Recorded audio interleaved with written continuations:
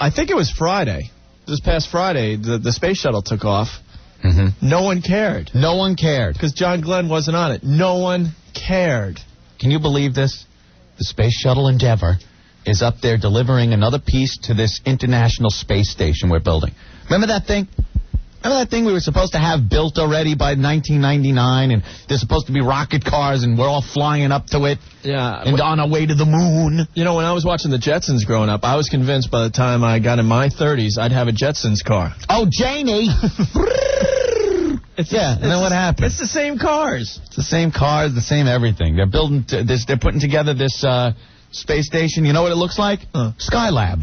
Remember that from the 70s? Yeah. What happened? I don't know. What happened? We were supposed to be so far ahead by 1999. Now, wasn't Skylab the thing that fell back to Earth? Yeah. Oof. That was the one, right? Yeah. I remember being a caddy at the Huntington Crescent Club. Yeah. And I had a caddy the day that it was supposed to, hit Earth.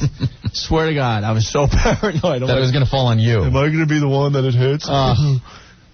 Yeah, it looks like Skylab. And it's 1999. Remember that show Space 1999? Vaguely. We were supposed to be flying around in all kinds of cool spaceships and bases on the moon. Yeah. And then we're just putting this thing together. But they're up there doing this, and no one hears about it. No. You heard about John Glenn's sleep study. That real important thing. Yeah. There's guys right now risking their lives right now, putting handrails on these pieces of spaceship and plugging in connectors. And they're on a tether, right?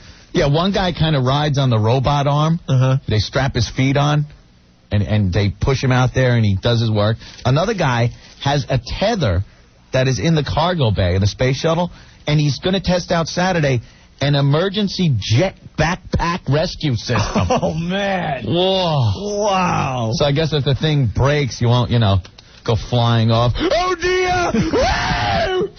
I'm lost in space! Help me! Help me, you bubble-headed booby! Grab a hold of my leg! Quickly! You clattering clunk of colliginous junk! Oh, dear! Look, I'm further from the ship than ever!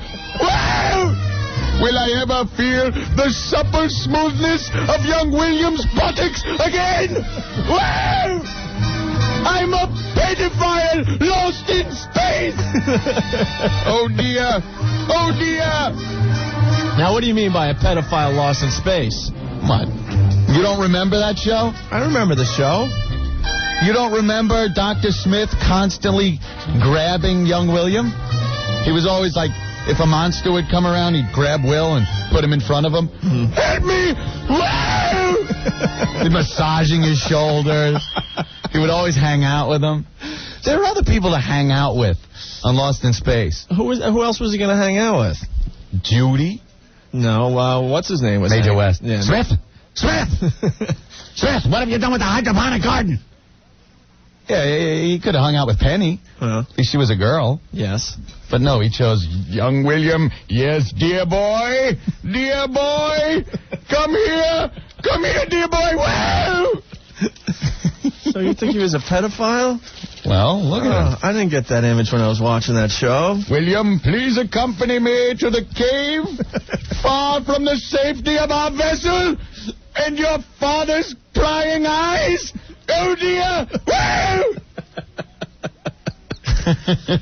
Wow. I gotta watch the show now.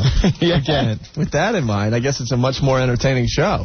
I'll show you a more frightening monster than you've ever seen, William. He's the voice in Bug's Life, too. Is he? He's the praying mantis. You haven't seen that movie yet. It's really, really good. Really good. I can't be saddled with that cinematic drivel. All right. Nice observation. Yeah, well, sorry. What were we talking about? The space shuttle. Space shuttle and Dr. Smith's pedophile lost in space. Up there and no one cares. Yeah. Oh, dear.